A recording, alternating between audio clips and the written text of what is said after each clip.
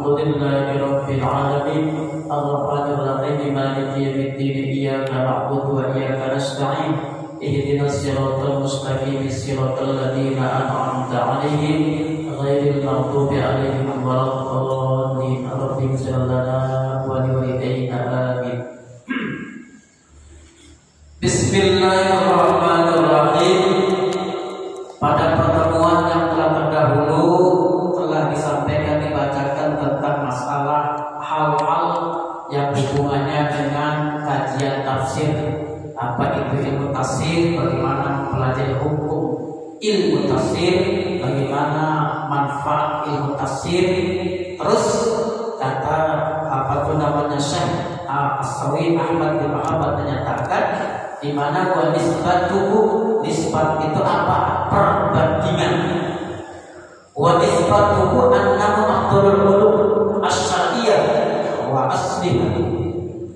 Di mana bahwa ilmu tafsir itu afdalul ulum, ilmu yang sangat istimewa, yang teramat istimewa dibanding dengan yang lain. Ya, istilahnya kata propaganda, ibarat istilah menjual obat itu pasti ketika promosi ya bilangnya terbaik, ilmu tafsir terbaik, ilmu nahu terbaik, ilmu syarah terbaik. Orang kalau istilahnya pengen paham Quran ya ngaji tafsir, orang pengen memahami isi kandungan tafsir ya ngaji nahu, orang ngaji syarah seperti itu. Wa fadilatu, apa sih faedah manfaat daripada belajar tafsir itu? Al-ma'rifatu bima'ani kalamillah al-rajul aqman, mengetahui makna-makna kalam Allah, ajar paham isi kandungan Al-Quran. Orang bisa mengamalkan Al-Quran. Kita itu kan bisa sholat, bisa zakat karena memahami isi kandungan Al-Quran melalui tafsirnya ulama. Dari mana? Dari perintahnya. Perintah apa? Perintah wajib. Ini di dalam Al-Quran. Al-Quran itu kan ayat-ayat yang menjelaskan ayat perintah Allah itu kan ada ayat perintah, ada ayat larangan, ada ayat ancaman, ada ayat janji. Ini ayat larangan 1000 ayat, ayat perintah 1000 ayat. Ini yang 1000 ayat ini larangannya itu kan ada larangan haram, ada larangan makruh, ada perintah wajib, ada perintah sunnah. Nah, untuk memahami ini perintah sunnah, untuk mengetahui ini perintah wajib, tentu kita harus memahami dari mana? Dari paham-paham ulama. Nggak semua perintah Quran itu wajib. Banyak perintah-perintah Quran itu nggak wajib. Seperti ayat yang disampaikan dalam surat apa itu namanya Al-Kautsar, fasholli li rabbika wanhar, salatlah wanhar dan berkurbanlah. Wanhar itu kan berarti kalimatnya perintah, fi'il amal, maknanya apa? Perintah. Apakah wajib? Oh, enggak. Ketika nadar sadar, mengetahui bahwa ini perintah wajib, mengetahui ada perintah sunnah, dari mana pahamnya itu? Pahamnya itu adalah dari paham melalui hadis yang disampaikan oleh baginda Rasul Sallallahu Alaihi Wasallam. Jadi kita intinya memahami Quran itu harus melalui pemahaman baginda Nabi. Dari paham baginda Nabi ditafsiri oleh sahabat, para ulama. Simpelnya kita memahami, kita mengamalkan isi kandungan Al-Quran mengikuti melalui paham-paham para ulama. Kita nggak ngerti, wajib ngajinya. Dalam Al-Quran kan kita ada ayatnya, fas'alu ahla dzikri in kuntum la ta'lamun. Ini perintah ngaji itu, ini ayat. Fas'alu ahla dzikri, tanya kamu kepada ahli dzikri. Ditafsir oleh ulama, apa sih yang ahli dzikri itu? Bahkan ini hadisnya ini, maka ayat al-ulama. Tanya kamu sesuatu yang tidak tahu kepada sesuatu, ayat al-ulama, makna ahli dzikri sih ayat al-ulama. hukum ngaji itu wajib hanya perintah. Ahli al-ulama. Kenapa? Karena makna ulama itu banyak. Ya. Bisa disebut ar-rasikhun juga ulama. Termasuk ahli ini adalah al-ulama. Jadi itulah pemahaman tafsir supaya kita memahami. Terus, waktu apa tujuannya? Kita baca tafsir tujuannya apa? Al-fawzu bisa'adatid darain. Orang yang mempelajari isi kandungan Al-Quran melalui paham-paham ulama, jelas insya Allah dan pasti tidak akan pernah sesat. Ya. Makanya dalam hadis Nabi sampaikan orang kalau memahami Al-Quran dengan otaknya sendiri itu sudah pasti tersesat. Dalam hadis Nabi menyampaikan, man tafassara Al-Quran bi ra'yihi ama ada finna. Orang yang mengartikan Quran dengan segemblengnya, kata orang Jawa, dengan apa adanya, pasti kacau. Maka itu tidak paham daripada Rasul, dari paham sahabat, dari paham ulama. Apa tujuannya? Mencapai kebahagiaan dunia akhirat. Jadi Quran itu ada targetnya dunia, ada targetnya akhirat. Orang kalau pengen senang dunia dan akhirat, maka amalkanlah segala isi di dalam kandungan Al-Quran. Bagaimana kita bisa memahami isi kandungan Al-Quran? Ya nanti kalau nggak ngaji ya jangan berharap. Gitu. Amma dunia, adapun persoalan dunia ialah tentang perintah, tentang larangan. Wa amal akhirat, ketika seseorang paham Quran, mengamalkan Al-Quran, dia tahu ini perintah, dia tahu ini larangan, maka ujung daripada kehidupannya, kan? Wa amal akhiratuhu fal jannatu wa na'imuha, maka akan yang diperoleh adalah surga dan kenikmatan itu sendiri di dalam surganya. Maka tujuan utamanya yang pertama kita mengkaji, membaca, mengikuti paham ulama ini, ngaji simpelnya. Satu, kita tujuannya menjalankan perintah Allah. Yang kedua, semata-mata kita itu beribadah saja kepada Allah. Ngaji kan? Tujuannya ibadah. Pokoknya kalau guru itu ngaji, diniatin aja ibadah. Niatnya ibadah, niatin mendengarkan makalah-makalah ulama. Kenapa? Karena kata baginda Nabi, tidaklah ada di situ ilmunya ulama, tidaklah ada di situ disebutkan nama ulama dan menceritakan tentang nasihat-nasihatnya, maka sudah dipastikan di situ akan turun rahmat daripada Allah Subhanahu wa taala. Wa'lam, kata Syekh Anal Qur'ana nuzila Lailatul Qadri jumlatan wahidatan ila sama'id dunya bimakanin yaqulu lahu Baitul Izzah. Ala hadza tartib alladhi naqra'ahu. Quran itu diturunkan oleh Allah dengan sekaligus berat dalam bentuk seperti ini, dibentuk seperti ini, ya kan? Dimakannya dalam bentuk seperti ini, bentuk diturunkan kapan? Pada malam Lailatul Qadar ke langit dunia. Di mana itu? Di satu tempat yang bernama Baitul Izzah, rumah yang suci, rumah yang mulia. Ala hadza tartib, dengan susunan seperti kita bicara. Habis itu kata Syekh Sawi, summa nuzila al-Nabi sallallahu alaihi wasallam bi salasi wa isrina satan ala hasbil liqa'i. Kemudian malaikat Jibril menurunkannya Quran itu selama 23 tahun dengan sesuai keadaan. Jadi yang dimaksud dengan diturunkannya Quran pada malam Lailatul Qadar itu adalah diturunkan dari Lauh Mahfuz ke Baitul Izzah. Karena ada sebagian orang yang kritik. Apa kritiknya? Katanya saya nggak paham. Sudah tahu sepakat bahwa Quran itu diturunkan pada 17 Ramadan. Tapi kenapa katanya kan 17 Ramadan Lailatul Qadar. Kenapa kok mereka nunggu malam Lailatul Qadarnya itu pada tanggal 2 pekan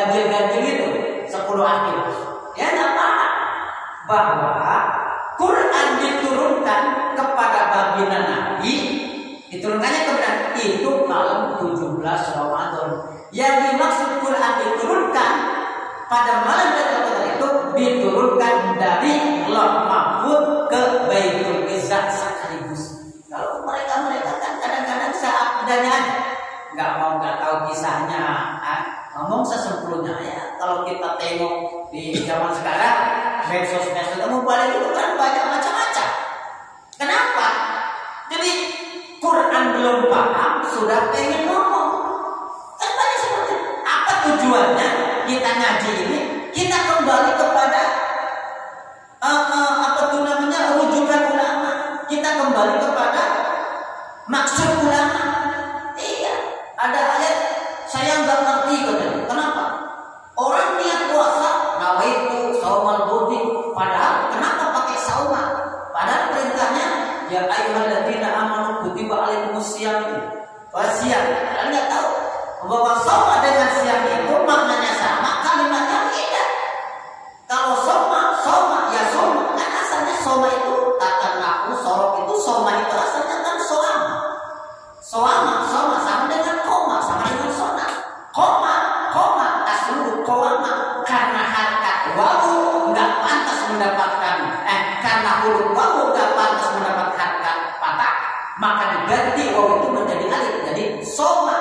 Nah soma asalnya soma ketika dijadikan minyak soma ya soma siaman sama dengan koma ya kiaman. Soma siam masdar soma sama masdar sama dengan kalimat asro.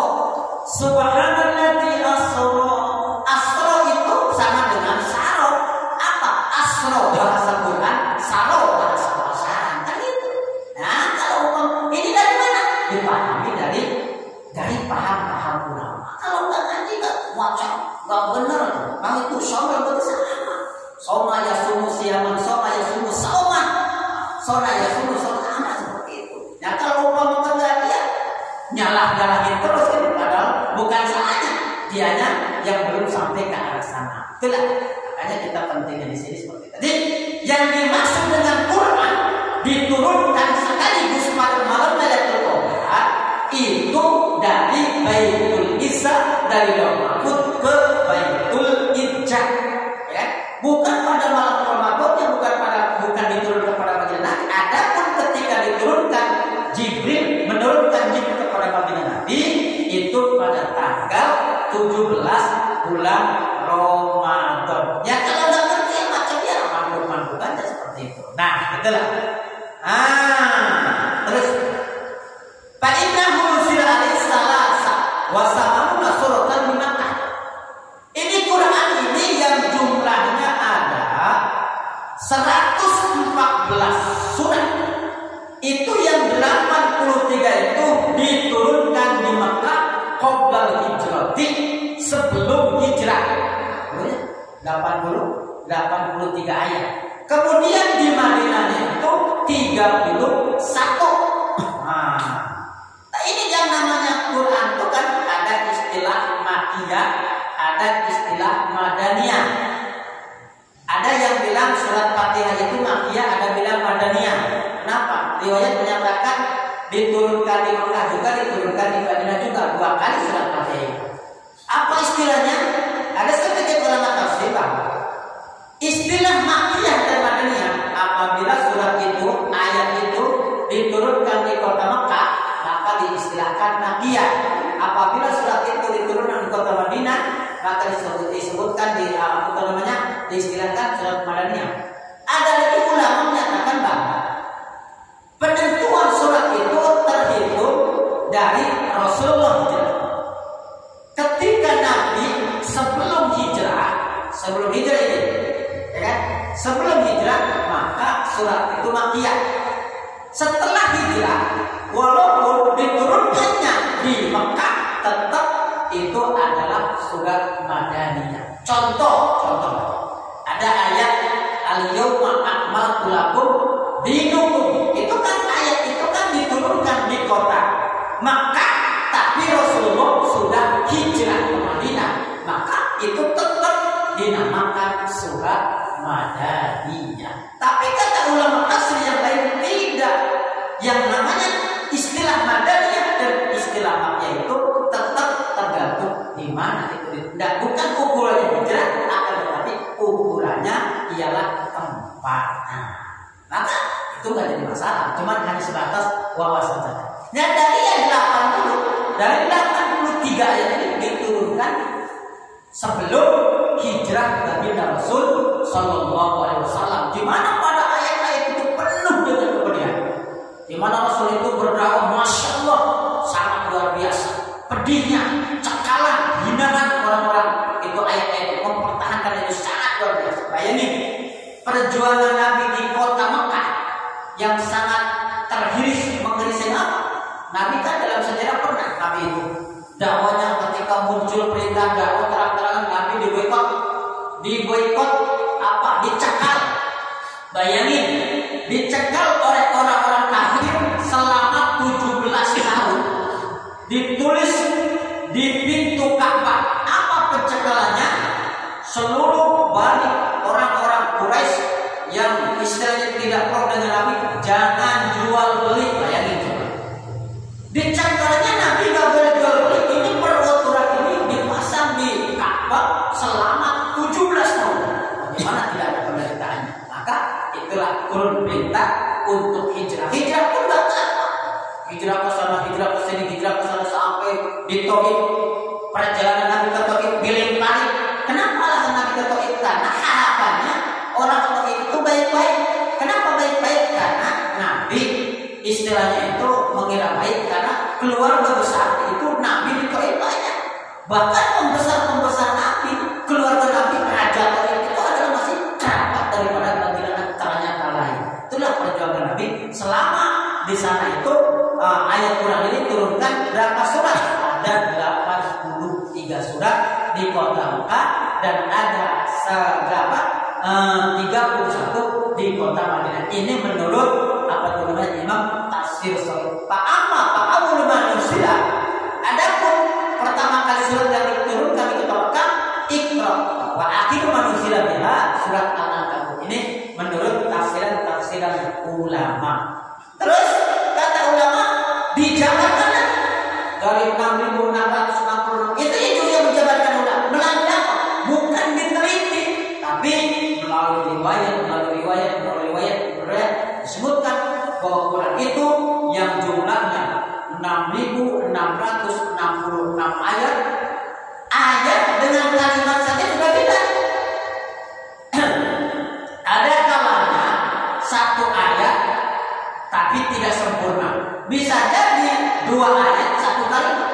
Maka kalau jumlahnya ayat 6.666 ayat, nah, kalau jumlahnya kalimat itu sampai 77.000 lebih, termasuk huruf-huruf yang jumlahnya huruf itu 1.024.000 satu unit. Ini karena faktor riwayat-riwayatnya, bukan karena para sahabat, para ulama ngitung, ya kan? Qul huwallahu ahad itu satu, bukan. Ini dari riwayat. Nabi menyampaikan ke sahabat Nabi sekian ayat, Nabi seperti itu. Bahkan masalah persoalan ayat Bismillah saja menjadi khilafiyah di kalangan. Pendapat ulama Madinah dan orang-orang Kufah bahwa ayat Bismillah saja nih, ayat Bismillah. Bismillah itu bukan bagian dari ayat Fatihah, juga bukan daripada bagian daripada surat. Menurut versinya Imam Hanafi dan ulama-ulama apa itu namanya? Apa alasannya? Alasannya memang banyak hadisnya, banyak riwayatnya, di mana bahwa Bismillah itu hanya sebatas pembatas dari Qul a'udzu dari Qul huwallahu ahad sampai selesai, dibatasi, diselang dengan Bismillah terus. Artinya hanya sebatas pembeda. Ini surat ini surat ini surat ini. Di mana bahwa Bismillah itu bukan daripada bagian daripada surat. Dengan Imam Syafi'i. Kalau Imam Syafi'i justru bahwa Bismillah itu bagian daripada surat Al-Fatihah dan bagian daripada surat-surat yang lainnya. Jadi kalau kita mau baca istilah surat apa itu namanya Al-Qausar apa, tetap harus dibaca. Imam yang lain tidak tahu apakah mereka istilah itu dari sama dalilnya kuat, cuman kata para guru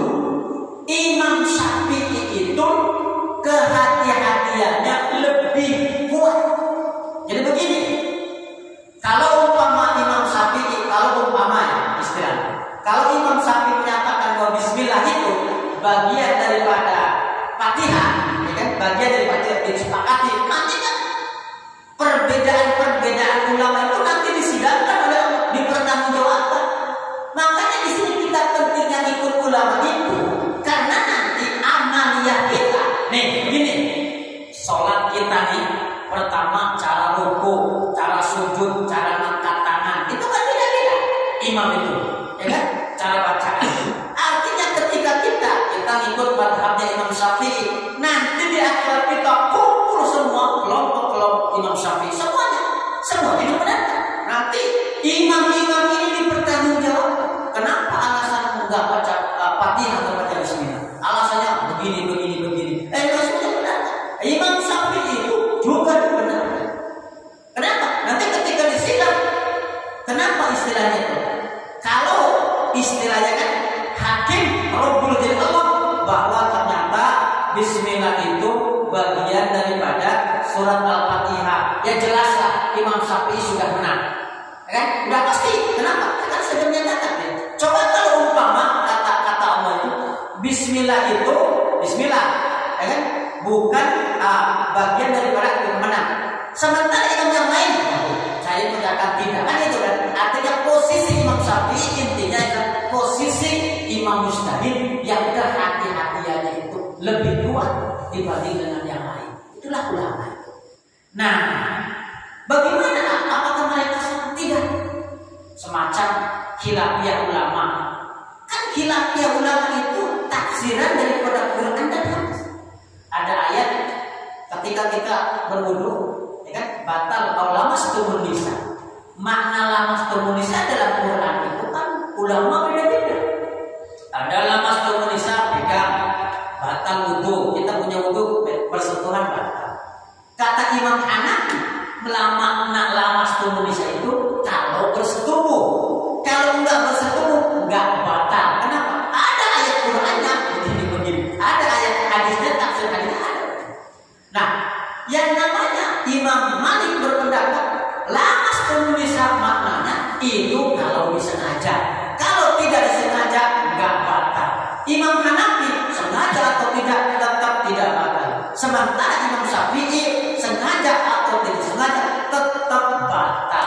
Nih Imam Syafi'i hati-hatinya lebih kuat. Tapi praktik kenyataan di lapangan, kita sebagai umat nih, orang pengikut, kita dalam kondisi bagaimana? Nah, pada saatnya kita boleh intikal pada imam-imam selain dari Imam Syafi'i, karena pada saat itu nanti kita sangat membutuhkan. Contoh, kalau kita berangkat umroh, kalau kita berangkat haji, di situ kumpul laki-laki perempuan. Kalau kita tak pegangnya madhab Syafi'i, repot kita berdesak-desakan dengan perempuan dan sebagainya. Nah, di sini tak. Maka kata para ulama bahwa al-ikhtilafu ulama rahmatun. Perbedaan para ulama sebenarnya memberikan kenikmatan, kebebasan untuk menjalankan ibadah untuk umatnya. Disinilah kita penting paham Al-Quran melalui tafsir ulama, juga paham hadis. Supaya apa? Supaya ibadah kita yang di jalan kita itu melalui proses ilmu, jangan hanya sebatas apa tuh namanya kata orang aja. Iya, sering ngomong orang yang berangkat umroh, saya tanya itu nggak batal apa? Ya sekarang begini, kalau orang kalau umpama make batalnya batal Hanafi atau Maliki, ya jelas wudunya juga wudu cara Maliki, wudu cara Hanafi. Jangan sampai cara berwudunya Imam Syafi'i batalnya madhab yang lain, maka ini nanti tidak sah ibadahnya. Itu kan sering. Tapi wudu biasa aja, tapi katanya nggak batal. Nah, itu yang kadang-kadang menyalahi aturan fikih. Maka di sini penting kita. Penting ketika kita batalnya Syafi'i, kita batalnya saya mau pakai batalnya Hanafi nih, mau pakai batalnya Maliki. Ya jelas cara berwudunya juga madhabnya Hanafi. Coba madhab Hanafi itu lalu kalau kita makan kan suka makan kalau kenyang suka itu wudunya Hanafi bisa jadi batal. Maka inilah pentingnya kita apa itu namanya mengkaji tafsir, mengkaji hadis. Nanti ketika kita ngaji fikihnya, kita cocokkan akurkan. Oh, ini Qur'annya, ini hadisnya, ini pendapat ulama, supaya amal-amal kita itu terarah sesuai dengan apa yang disampaikan oleh baginda Nabi, sesuai yang disampaikan oleh para ulama. Semacam tartib, ya kan? Tartib itu kan gak ada perintah dari Nabi. Di Quran itu perintah wudhu itu kan, dalam Al-Quran taghsilu wujuhakum wa aydikum itu perintah Quran itu seperti itu. Kemudian perintah hadis Nabi. Sementara tartib itu tidak ada dalam perintah Quran, tidak ada dalam perintah hadis. Yang menetapkan, yang meletakkan tartib itu adalah para ulama. Melalui apa? Melalui hadis Nabi. Ketika Nabi ditanya oleh sahabat, ya Rasul, sebenarnya wudhu itu apa sih? Pertamanya, kemudian Nabi menyampaikan, ibda'u bima bada Allah. Nabi nggak ngomong tartib, dahulukanlah apa yang didahulukan oleh Allah. Nabi nggak ngomong tartib, maka pendapat tartib itu adalah pendapat yang diletakkan oleh para ulama. Maka ketika makna tartib itu juga ditafsir lagi. Apakah tartib itu harus berturut-turut? Satu contoh, saya berwudu nih, membasuh muka di sini, habis itu membasuh tangan di sana. Kan termasuk yang penting tartib kan begitu kan? Ini juga menjadi istilah dari para ulama. Tergantung situasi dan kondisinya. Contoh, lagi enak-enak berwudu kita kan, lagi enak-enak berwudu baru kita membasuh muka di rumah. Ternyata mati lampu atau air mati jegrek, ya kan? Belum cuci kaki kan itu kan? Pas belum cuci kaki di sini tuh ada air, cuci kaki aja. Itu kan boleh, kan begitu kan? Jadi makna tartib itu nggak harus lututan, yang penting nggak harus dalam waktu yang sama, yang penting berurutan. Insya Allah pada kedepannya kita padukan, kita kolaborasi, akurkan. Ini Qur'annya, ini hadisnya, ini ulamanya, supaya apa? Supaya amal-amal yang itu sesuai dengan perintah daripada Allah Subhanahu wa taala, mengikuti jejak dan nasihat para ulama. Mungkin pertemuan tafsir kali ini mudah-mudahan apa yang tadi disampaikan setidaknya menjadi wawasan, menjadi ilmu akan betapa pentingnya kita memahami isi kandungan Al-Qur'an melalui hadis, melalui pendapat-pendapat para ulama. Terima kasih. Wassalamualaikum warahmatullahi wabarakatuh.